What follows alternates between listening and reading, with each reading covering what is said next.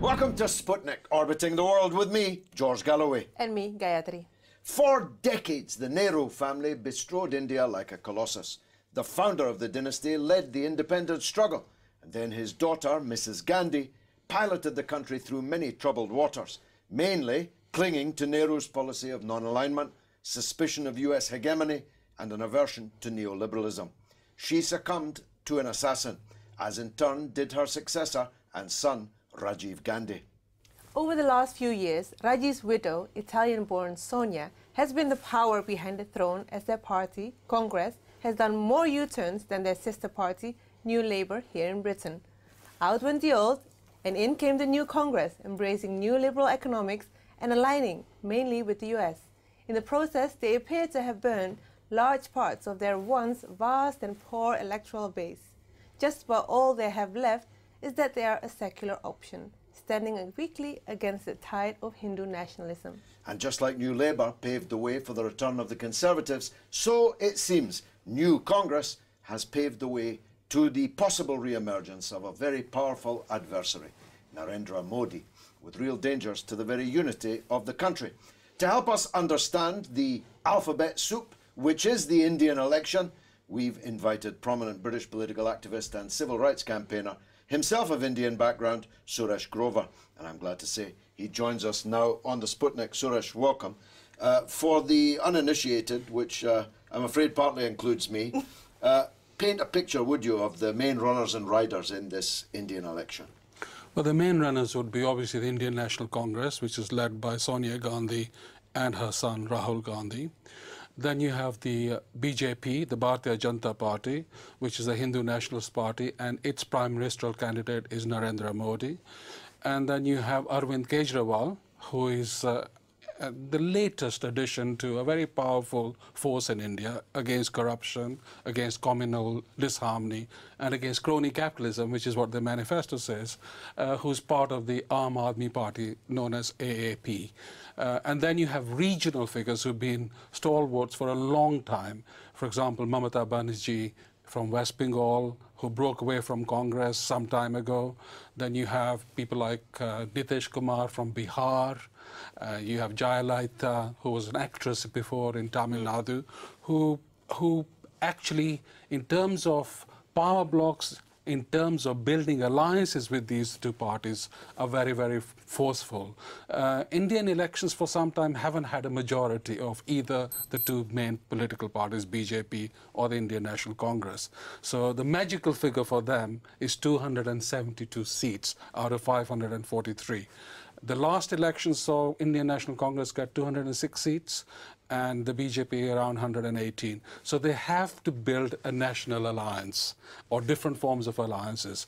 So currently, the Congress party has the United Progressive Alliance, the UPA, and the Bharatiya Janata Party, which is in opposition, is called the National Democratic Alliance.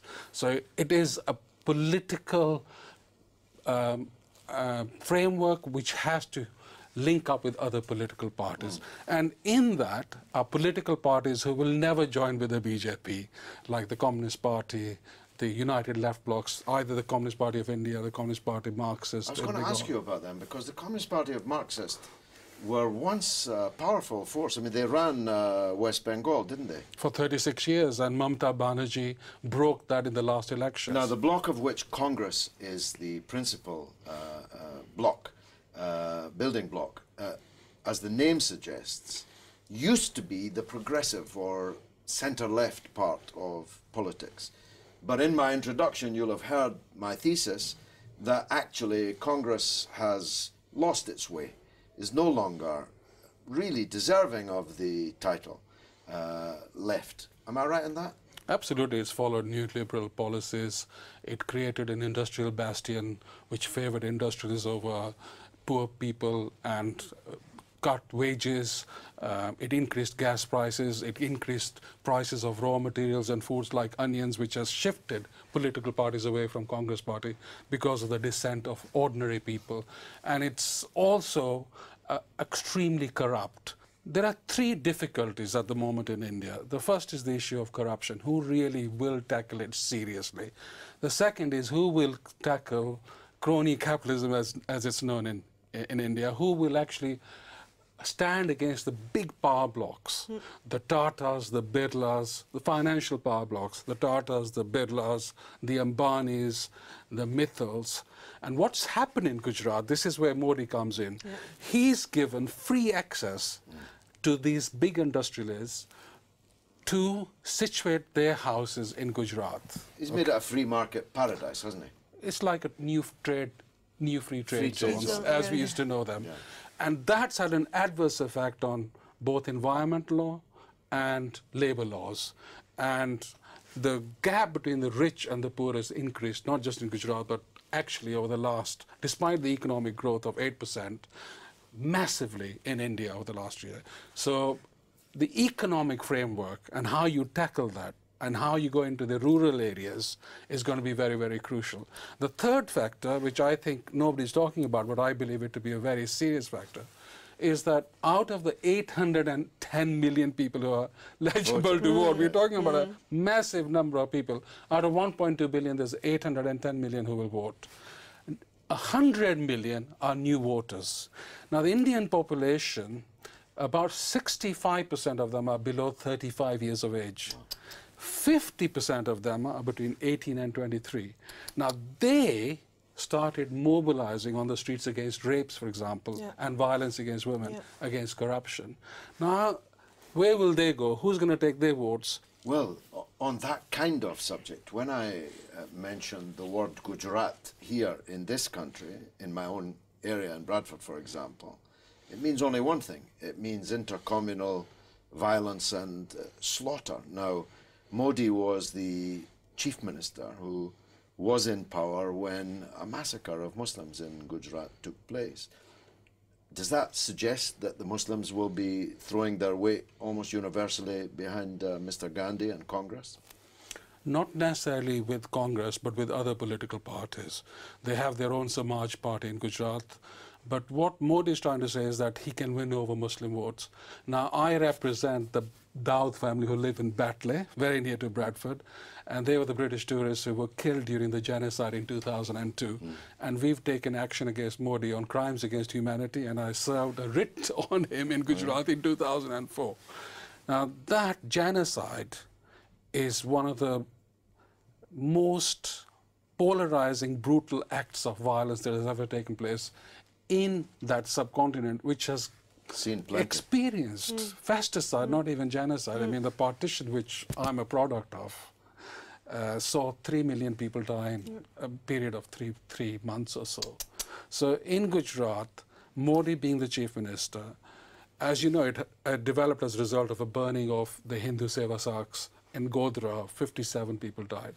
Modi being the chief minister abdicated his responsibility, threw away the Constitution of India, called a bandh, which is a strike where the law enforcement agencies became paralyzed, whipped up anger against Muslim community at large, blamed the burning of the train on the ICI in Pakistan when he had no evidence, and then sought revenge by putting police officers in police stations so they could monitor where the massacres were taking place and would not respond. A Congress member of Parliament, Efren Jaffrey, according to his daughter and his servants, rang Modi when he was being killed. A slaughter took place about him and his family. 57 people died, and Modi refused to help. As a result, 2,000 Muslims, these are official figures, there are bound to be more, were massacred. 100,000 were displaced, and about 80% of Muslim businesses were targeted in around Ahmedabad, the capital of Gujarat. So where would Muslim voters go? Certainly not with Modi, in my view. You know, Modi is a lifetime member of the RSS. He was born into it. He's been a servant. Hindu extremist. It's a militaristic wing, and its political wing is the BJP. It's a secretive, male-dominated, militaristic army of 1 million people. And this is the milieu from which he comes. Just time for one last question. Dynastic, nepotistic policies. Nehru was one thing. Mrs. Gandhi also was another. But now we're into, what's that, 4 generations now. And it would be wrong to say that each generation is better than the last. Is this the end for the Nehru-Gandhi family if Rahul loses this one? Not really. The reason for that is I think Rahul doesn't want to stand. And this is going to be very important. Yes, of course, the Congress has no other central figures apart from the Gandhis, and that's deliberately done to create and harness that dynastic wing. And everybody in the Congress party, not independent commentators, but they'd rather have Priyanka, the daughter of Sonia Gandhi, the sister of Rahul, leading the party. She's more charismatic. She's brighter than him. It's not the end because the results are not predictable. I know there's a wave that's saying Modi will definitely win, but they only have 116 seats at the moment, and for them to get 272 creates a massive increase in percentages of votes. And I think it really depends on who's good at horse trading in terms of alliances, etc. If anybody wants to go with the BJP, they'll never get being a prime minister, for example, because Modi wants to be the prime minister. With Congress, it's likely they'll accept somebody else from a prime minister. I think the dynasty isn't going to go. I think it will only go if the grassroots, ordinary people, begin to have a momentum. And it'd be interesting to see where AAP goes at this election. From Delhi to a national party is going to be a massive qualitative leap. The only national party is Congress. BJP only has real power in 5 states out of 30 odd. So who creates that national picture is going to be important. So will you come back and talk to us after the results? Absolutely, with pleasure. It'd be fantastic. Suresh Grover, thanks very much. Coming up after the break, as a wave of Islamophobia accompanies the run-up to elections here in Britain, we'll be talking to one of the British Muslim community's brightest stars. We'll be right back.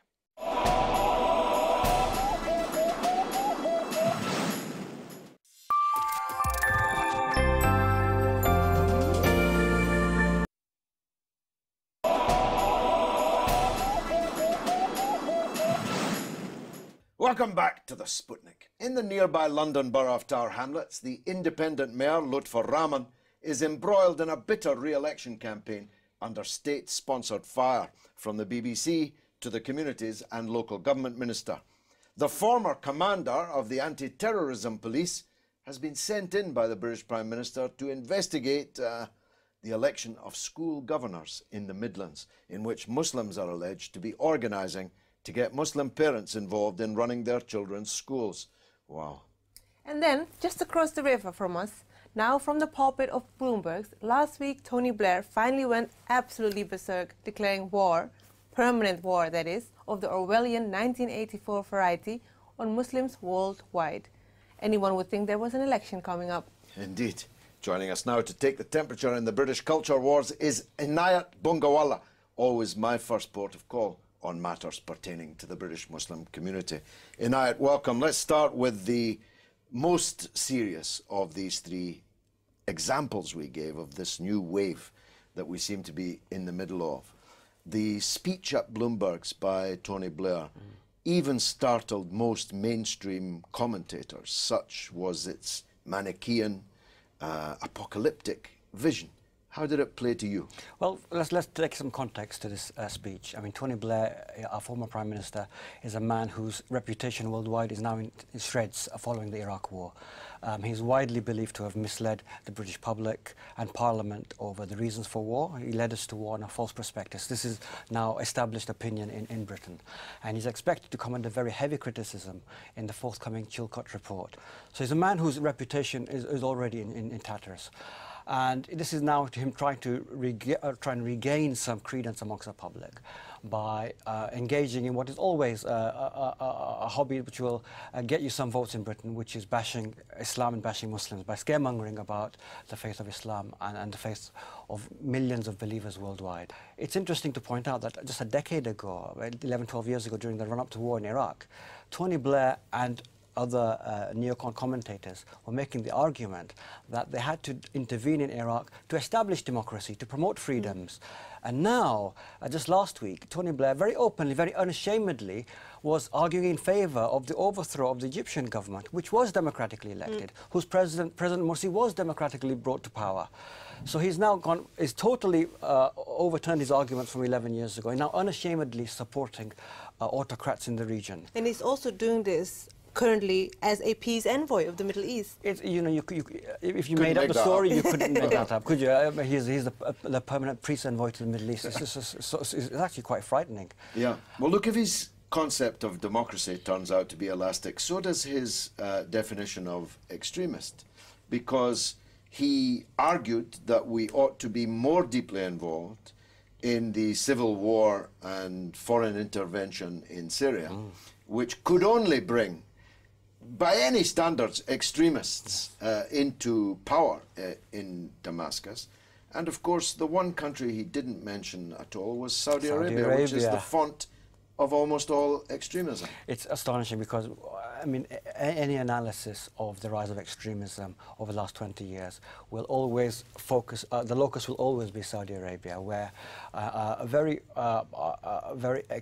intolerant brand of Islam has been promoted and exported in other parts of the world. The Saudi monarchy is perhaps the most reactionary monarchy in the entire world. And the unfreest and the least democratic. Absolutely. You know, they routinely, I mean, I was there to perform Hajj. I couldn't buy a copy of the Quran translated by Muhammad Assad, who was a Western European, and because it was regarded as not an accurate translation. So they routinely, too liberal, absolutely. So they routinely censor books. They routinely deny their population access to freedoms. And yet this is the one government that Tony Blair there's not a single word mentioned about. He mentioned lots of different governments in the region and his solution to bring greater freedoms to these countries. But Saudi Arabia, not a word. It's almost as if, as long as Saudi Arabia keeps spending hundreds of millions of dollars every year buying useless weaponry from the West, then it will be overlooked. The reasons for him making the speech then, prophylactic reasons in advance of the Chilcot, though God knows when Chilcot is going to report, we can understand.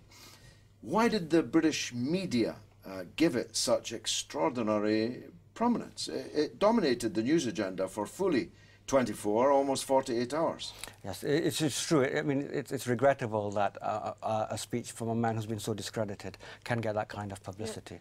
But in today's climate, where the government last year did try and make an attempt to galvanize the population, although it failed, into supporting attack on Syria.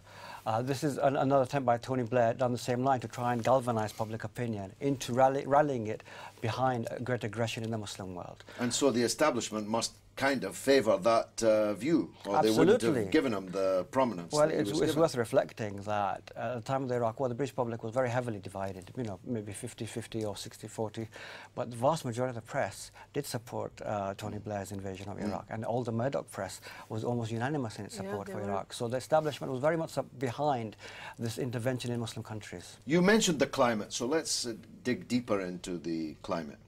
This Trojan horse business, where the heinous crime is alleged that some Muslims were trying to get themselves elected to the board of school governors, in a country crying out for people to come forward to become school governors, and school governors don't have very much power or authority anyway. The government has sent in the former commander of the anti-terrorism squad to look into this plot. I mean, if that's not stirring up Islamophobia, I can't imagine what is. It's worth bearing in mind here who our Education Secretary in Britain is. It is Michael Gove. And Michael Gove used to be chairman of Policy Exchange, which is a very neocon think tank here in the UK. It's very, very regrettable that Michael Gove chose, I believe it's Detective Inspector Clark, exactly, the former anti-terrorist chief, to head this investigation. Even the Chief Constable of the West Midlands said it was very, very regrettable. It was, because it was seen as, by Muslims in Birmingham as trying to, again, vilify a legitimate pursuit, which is trying to get more Muslims engaged in the running of their schools. You would think where Muslims constitute the majority, in many schools in Birmingham, in that area, Muslims do constitute the majority of the population in terms of pupils. You'd think the government would welcome greater involvement by their parents in the education of their own children. But here, I think Michael Gove and some right-wing commentators have hinted that there is a sinister plot, an Islamist plot, to try and take over these schools. But if there was, then we'd need to see the evidence. And up till now, the evidence hasn't really been forthcoming. We've seen an anonymous letter, which has not been really, we don't know who authored this. It may all turn out to be a hoax. It may well My sources in Birmingham, which are many and well-placed, indicate that actually it's a forgery, it's a hoax. And of course, just along the road from here, Lutfur Rahman, we don't want to interfere in the electoral process, which has begun. We don't have a side, can't have, as a British television programme in this. But it was a remarkable barrage that the elected mayor came under, all at a very advantageous time, just before the elections kicked off. BBC, the state broadcaster in Britain, in its Panorama flagship, opened fire.